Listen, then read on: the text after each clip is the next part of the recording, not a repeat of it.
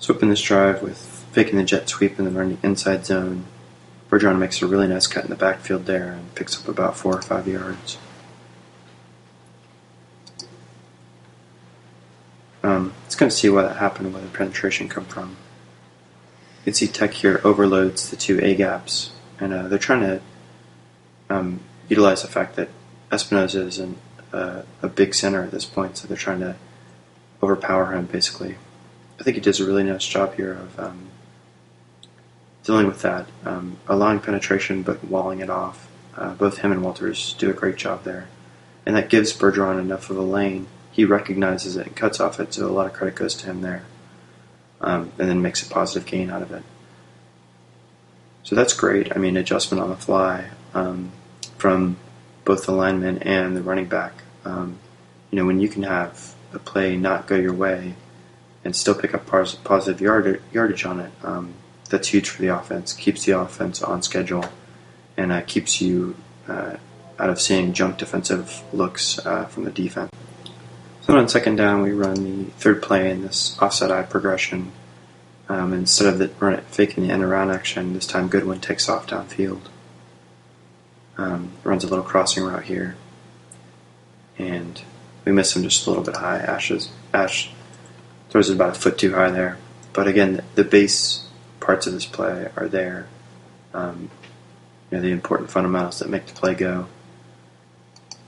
The play fake gets buy-in from the linebackers, and Ash has plenty of room and lines of sight to throw the ball.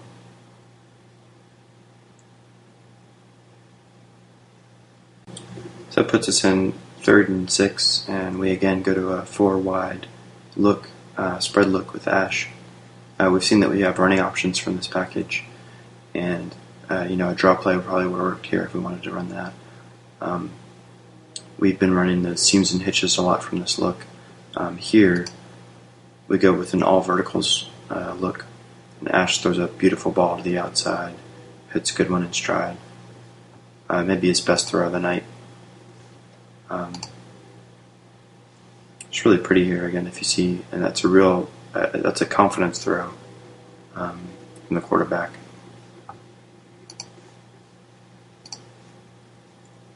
One other thing I'd point out, just in terms of Ash being confident throwing this ball, if he wanted to, he could tuck this ball and probably run for this first down. He's got the spy, but I'm pretty sure he can outrun that spy to the corner here.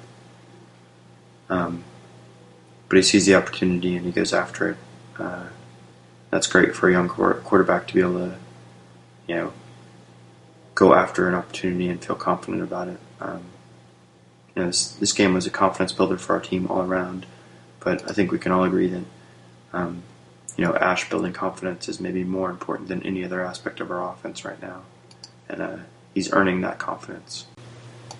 So we continue the drive here with another round of the power row. Bergeron dodges a tackler in the hole there and bounces this outside for a big gain.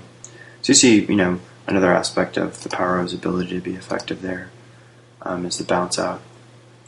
What happened here is the down block wasn't super effective, and Snow actually trips as he's pulling around, so it creates this free defender in the hole. Bergeron casually steps out of the diving tackle from the linebacker there. He seems fairly unimpressed with the tacklers in general. Not a bad quality to have in running back. The other thing is here, it's sort of taken for granted at this point that Pullman is just winning his battles on the corner consistently. You don't see people coming in from the edge and taking over the C gap against the power anymore. It's just really easy to be impressed with Bergeron. He runs so aggressively, and he seems to have such an easy time finding open field and avoiding, tacklers diving at his feet, which is pretty much, if you're a defensive back, the only way to try to tackle him. So 1st and 10 again, we come back out in a spread set. And at this point, it seems like the offense is working on things. So here we're running a double screen, and Ash just throws a little bit of a knuckleball here, so it doesn't have a chance to develop at all. So it is a false start penalty, and that put us in 2nd and 15 now. So Harsin goes back to a call that worked nicely for him earlier in the game. We're going to fake the inside zone and then run the end around here. Notice the false steps from the safety here. He's going to take these 2 steps toward the line of scrimmage, playing the inside zone. And then by the time he sees that handoff has taken place, it makes it really hard for him to get outside in time to make the play on Goodwin. You can see how those few steps, those bad steps he took, now prevent him from being able to catch Goodwin before he makes the corner. And so Goodwin's almost able to get those full 15 on that one play. So we need a short yardage pickup. We'll go to our most reliable play that Tech has not stopped once all game long, and run power O with Fozzie. You can see here the size of the hole. So Pullman does a great job of riding that defensive end all the way down the line. Snow comes through, and you've got a one-on-one with him and the linebacker here. Easy for Fozzie to cut off of, and then the safety is the first player with the opportunity to make a play on him. So we run power O, this time from Big again, and for the first time all game, Tech is able to stop the power O.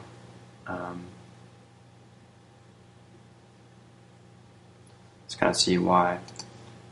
For the very first time, they have a defensive lineman make a play in this game, and the defensive end just kind of stands up and makes himself skinny, kind of turning sideways there. He's able to split that double team. It's a little bit of a lazy block from Pullman on this play. The defensive end standing up there, and really between him and Traylon, they should have still been able to dominate this block. Him standing up should actually make him an easy target there.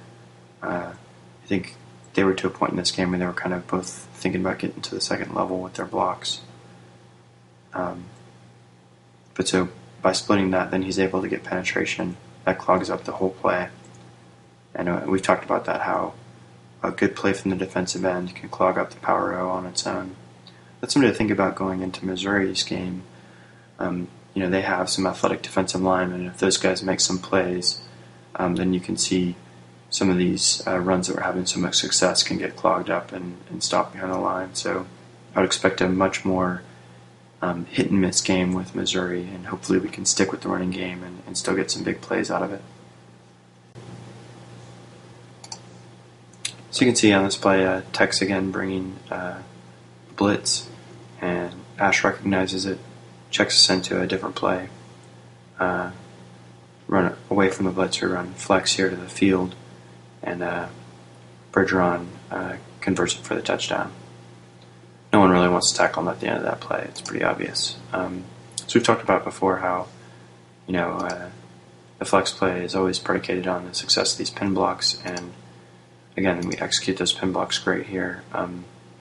Whereas we've tried to base block sometimes from the tight end position, Irby does a nice job here of just sealing, taking outside position, and just riding that down the line. He can allow penetration as long as it's not going to disrupt the poles. Cochran does a great job finding the defensive back here in space, and then Espinoza makes a key cut block, and Bergeron's able to get to the open space here.